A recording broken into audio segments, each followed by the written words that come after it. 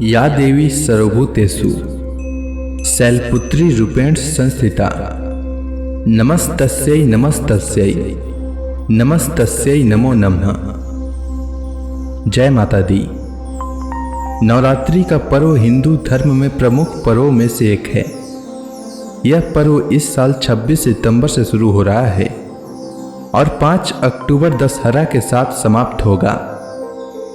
नवरात्रि में मां दुर्गा के 9 अलग अलग रूपों की पूजा की जाती है। आश्विन शुक्ल प्रतिपदा तिथि को मां दुर्गा के प्रथम स्वरूप मां शैलपुत्री की पूजा होती है।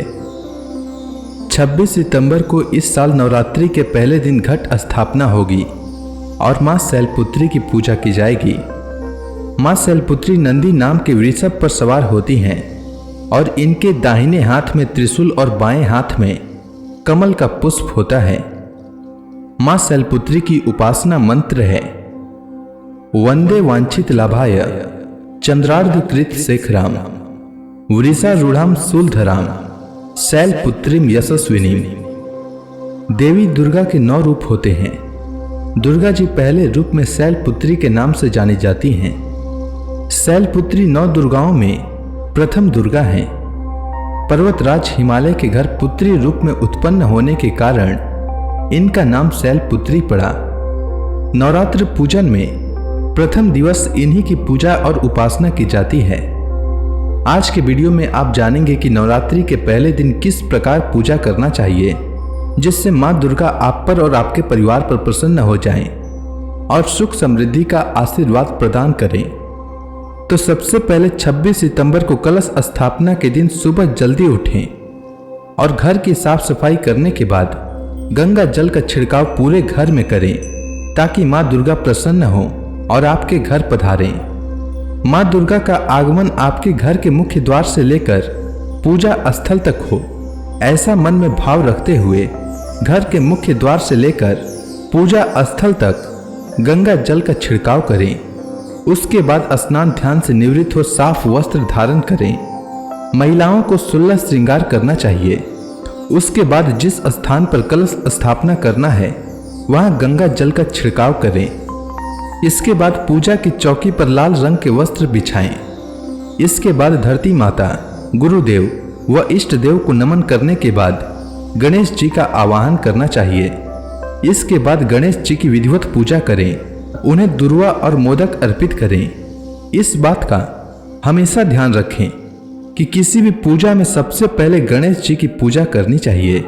इससे व्रत पूजा सफल होता है और मनोकामना पूरी होती है। इसके बाद कलश की स्थापना करना चाहिए। कलश में आम के पत्ते व पानी डालें।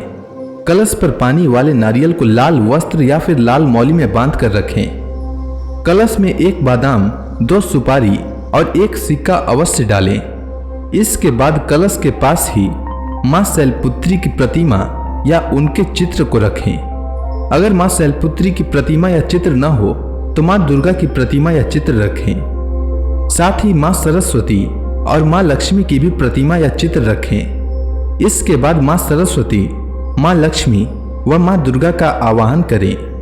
उसके बाद माता को कुमकुम और अक्षत का तिलक लगाएं। इसके बाद हाथ में लाल पुष्प लेकर शैलपुत्री देवी का ध्यान करें और मंत्र बोलें। यह मंत्र है ओम ऐं ह्रीं क्लीं चामुंडाय विच्चय ओम शैलपुत्री देव्ये नमः।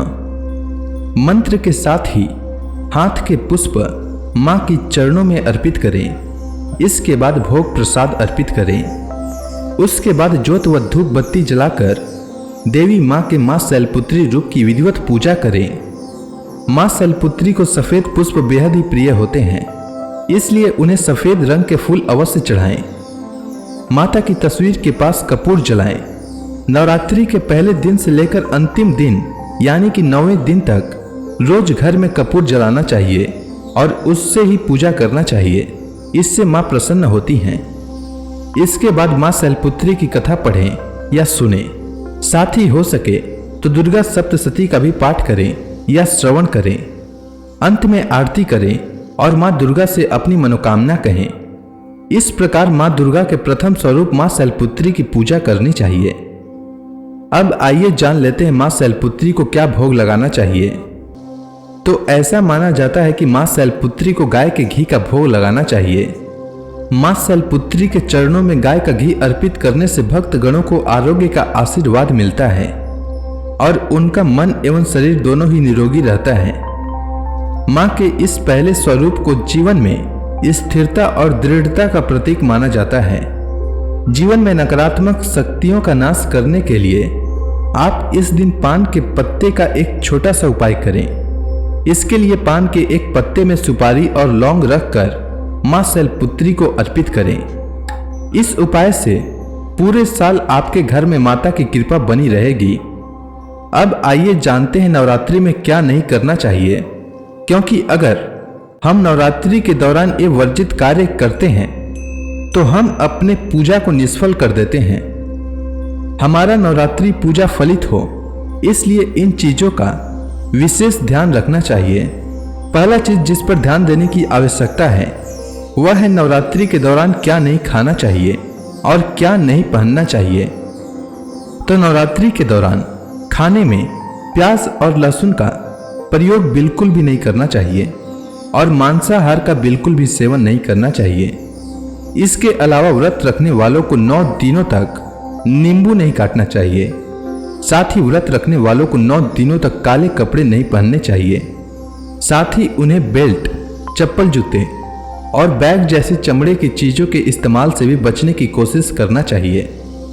दूसरी चीज जिस पर ध्यान देने की आवश्यकता है वह है नवरात्रि में 9 दिन तक दाढ़ी, मूंछ और बाल नहीं कटवाना चाहिए। इन दिनों नाखून काटना भी वर्जित होता है। तीसरी चीज जिस पर ध्यान देने की आवश्यकता है वह है कि अगर आप नवरात्रि में कलश स्थापना करते हैं और माता की चौकी स्थापित करते हैं तो 9 दिनों तक घर खाली छोड़कर कहीं नहीं जाना चाहिए। घर पर कोई न कोई होना ही चाहिए जो देवी माँ की सेवा में हमेशा उपस्थित रहे। नहीं तो ऐसा माना जाएगा कि आपने पहले दिन देवी माँ को अपने घर बुलाया और उन्हें अकेला छोड़कर स्वयं बाहर चले गए। यह माता का अपमान करने जैसा होगा, इसलिए इस बात का विशेष ध्यान रखें। इसके अलावा नवरात्र में व्रतधारी को, यानी जिन्होंने 9 दिनों तक व्रत का संकल्प लिया है, उन्हें 9 दिनों तक खाने में अनाज और नमक का सेवन नहीं करना चाहिए और नवरात्रि व्रत के समय दिन में सोना नहीं चाहिए। इसके अलावा तंबाकू चबाने और ब्रह्मचर्य का पालन न करने से भी व्रत का फल नष्ट हो जाता है, इसलिए इसका भी विशेष ध्यान रखें। उम्मीद है आपको नवरात्रि के पहले दिन किस प्रकार पूजा करना चाहिए और नवरात्रि में क्या नहीं करना चाहिए, इससे जुड़ी जानकारी अच्छी लगी होगी। अगर आपको यह वीडियो पसंद आई हो तो कमेंट सेक्शन में जय माता दी लिखना न भूलें। धन्यवाद।